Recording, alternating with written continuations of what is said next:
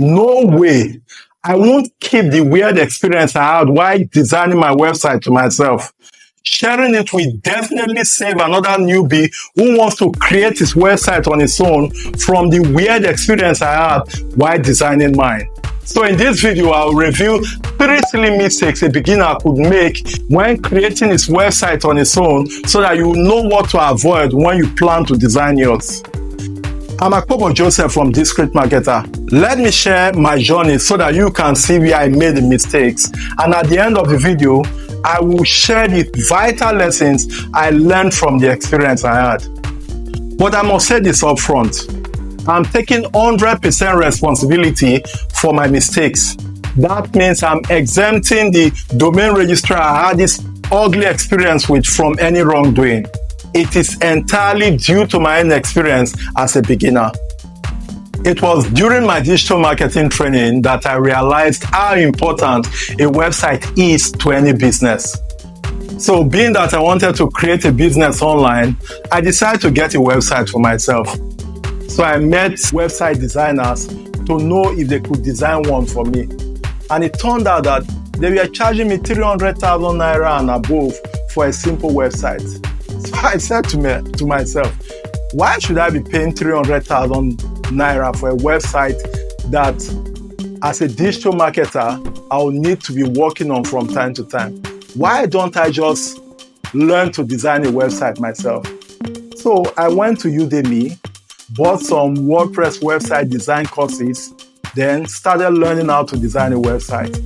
And the experience was really beautiful.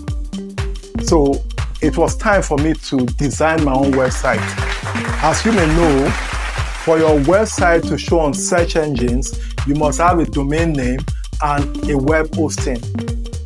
If you are a beginner or maybe you've not done anything with website design, a domain name is really like a unique name and a business address for you on the internet.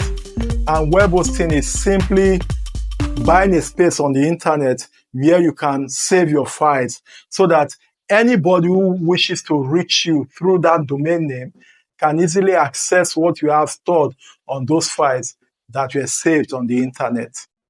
By the way, if you like to know why you need to learn to design websites for businesses, watch this video after you are done watching this very one. So I decided to get a domain registrar. And the digital marketing course that I had earlier purchased, the creator recommended DreamHost. I went to check out reviews online. So I chose DreamHost. It was time for me to buy the domain and the hosting. That was when I encountered my first challenge.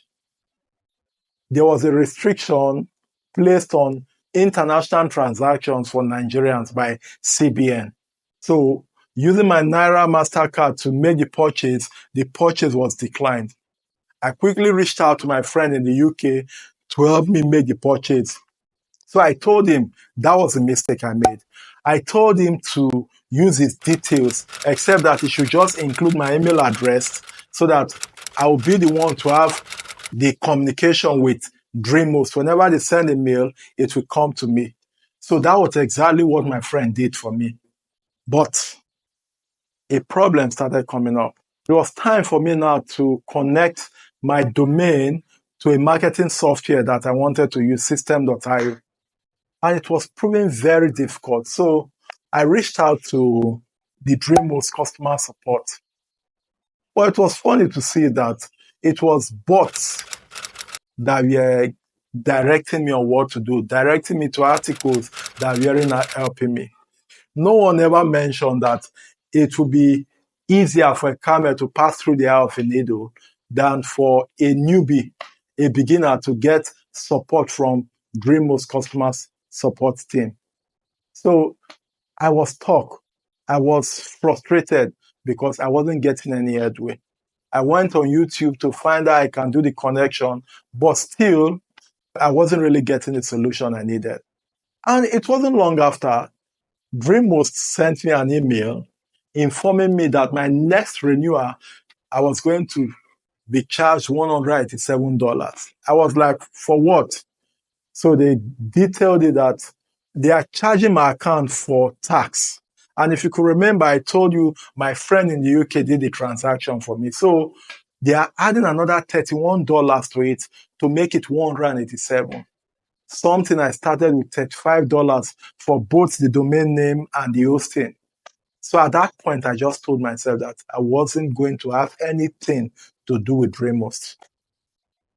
So now with some experience under my belt, I knew exactly what to look out for in any domain registrar that I'll be doing business with. So my criteria for choosing a domain registrar will be a domain registrar that has a live customer support, because beginners, they need live customer support, not a bot talking to them.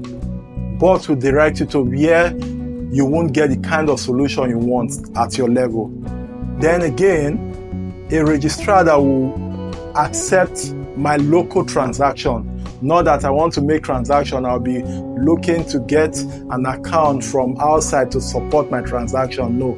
So those were two conditions that I set for myself when deciding the domain registrar I will do business with. And DreamHost turned out to be the domain registrar that satisfied these two conditions. Now it's time for me to transfer from DreamHost to DreamHost. Yet I made another silly mistake. I was thinking that it would serve me well if I waited to at least a week before the expiration of my domain and hosting with DreamHost before I transferred to DreamHost. It was when DreamHost sent me a mail asking me to provide some details that I used in creating the account with them originally. That was when I knew there was a problem. I quickly reached out to my friend in the UK to help me with those details. But for some strange reason, my friend wasn't chatting me back, nor returning my calls. So at that point, I became very afraid. I was like, so you mean all the sleepless nights, the time I spent designing this website will go down the drain like that? But thank God, DreamHost found a way to solve the problem. They just sent me a mail to notify me that the transaction was successful. I was so happy. However, after the transfer was completed, I noticed that some of the pages had 404 errors. But that's not the problem, because during my WordPress website design training, the trainer actually told us that problems like this could arise. So in my next video, I'm going to show you how I solved the problem with my website. And by the way, I will quickly add that as far as I'm concerned, DreamHost is a service that I would strongly recommend for any beginner to do business with. Earlier, I said I will share some lessons I learned from my silly mistakes so that you'd avoid them as a beginner when designing your website. So the first lesson I will share is, before you buy your domain name and web hosting, take the time to check out if the domain registrar is beginner friendly. Because as a beginner, you need a lot of support. So the domain registrar should be ready to get to your level to solve your problems. That way, it will be easier for you to design your website. That's the first lesson I learned. The second lesson I learned is that if you're in a country that is under restriction from international transactions, just find a way to do your transactions locally, because you may incur some costs if somebody from another country does it for you that ordinarily you wouldn't have in your country. Take, for example, my friend that did it for me in the UK, I incurred an additional $31 because the tax was charged to the account. So if you are in Nigeria, it would be to your favor to have accounts with cheaper cash, payday, and even UBA prepaid card. So you can make your online international transactions without any stress.